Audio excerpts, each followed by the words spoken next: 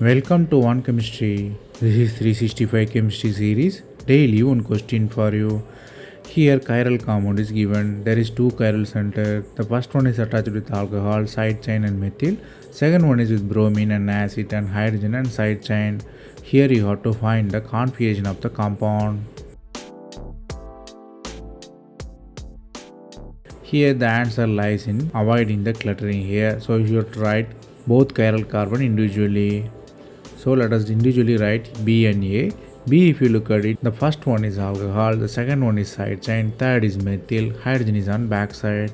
Since hydrogen is backside, the configuration is same. The configuration is R there, 1, 2, 3, 4 in the clockwise direction, hence it is R.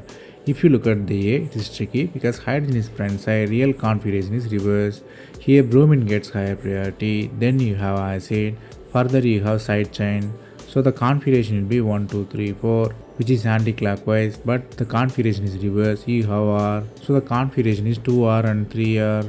Here the concept you have to learn here is the hydrogen position. The hydrogen should be on back side. If hydrogen is on front side, the real configuration will be reverse.